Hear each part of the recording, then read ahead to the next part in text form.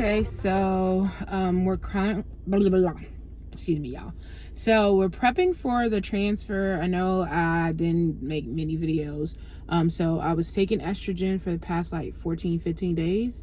And then I had an ultrasound. So I had a scare on Saturday and I started seeing like brown discharge or brown blood. And then it started turning reddish brown. And so the nurses all told me, you know, keep taking the estrogen, and then when you come in for your ultrasound, we'll see if everything's okay. And so my ultrasound to check my lining was this morning. They said they like to see it between 7 to 8 centimeters or millimeters, I can't remember, but 7 to 8.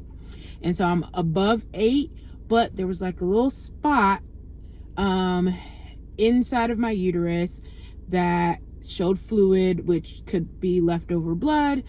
So right now I'm waiting to see what the doc says, if he wants me to stay on the estrogen a little bit longer or still start the progesterone in 2 days. If we stay on estrogen a little bit longer, that can push back when I do my transfer, which could be a plus because hubby is away and I'm by myself. And so I would really love for him to be here. Since we're doing this artificially, it would still give him an opportunity to be part of the moment. I know we have technology and he can FaceTime and all that cool stuff, but it's not the same as him being able to hold my hand, him being able to just kind of like be part of the process. So I'm staying positive, and I just want everything to work out and us to, be pregnant with our little baby. So I'll see you guys next time when I get an update, and we'll go from there. Bye. So I got the go ahead to start progesterone and oil, and I used an auto injector. So this is everything that I got from Union Medico and the auto injector. It comes with needles and syringes, but I didn't use that. Those are for the extra in case it breaks for the holding of your syringe. I used the syringe and the needles that I got that were prescribed to me, which I got for free. And the red container is for disposal. So I went ahead and put numbing cream and a transparent dressing. I let that sit on the injection site for about 30 minutes to an hour just to make it numb. You don't have to do this, but it worked for me. Now here's my progesterone and oil, alcohol swabs, and the syringe. I take the alcohol and go ahead and wipe down the top of the progesterone in oil. Just like so. Here you go. It's super easy. Just wipe it on down. And then I'm going to take the syringe and the big needle, which that's what I'm going to use to pull the PIO into the syringe. I pulled it down to right about 1 so that I could push air into it to draw. Make sure that the needle is underneath the oil before you pull, and make sure the syringe is tight.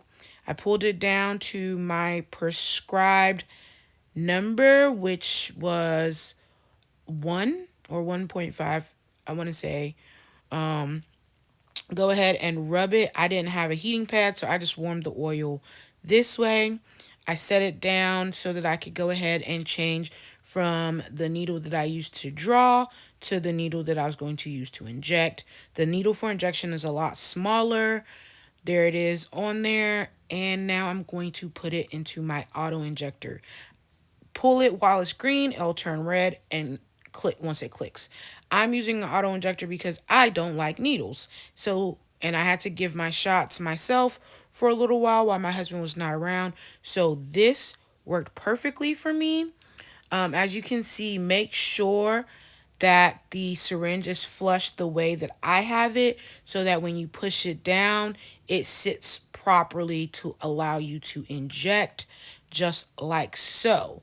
On the back, I'm about to show you, this is the button that you push to let it inject, right? You have to make sure that it is on green, click, in order for it to work properly. If not, it will not do that. Now, here is the site again. I'm going to go ahead and pull off my dressing, just like so. wipe it down with an alcohol swab, and now take the auto injector that I already prepped and go ahead and press the button and push it down, and then push the remaining PIO into me, and then I massaged that area for 2 minutes with a massage gun, just like so. Okay, guys, so today is transfer day. Sure, yay, it's transfer day. Um, so we're super excited. We're about 45 minutes away from the clinic, and our transfer is scheduled for 10:30. So I have to come with a full bladder. It's hard to drink water when you're not thirsty, but I've been drinking water. Um, but yeah, so we did our retrieval on the 26th of January, and now it is March 15th.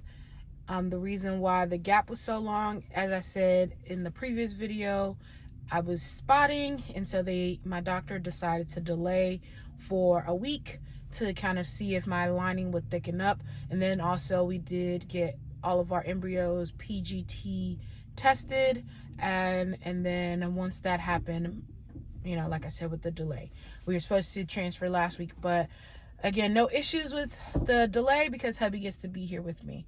So see you guys soon. Bye. Okay, y'all, so it's 3 a.m. in the morning. I'm literally hiding in the bathroom. I am 7 days post-transfer, or yeah, and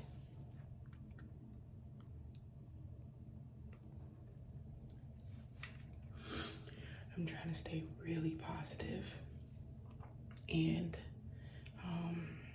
yeah, so that we can push. I'm gonna surprise Sherrod with a nice little box, to tell him my beta or my blood test is scheduled for Friday.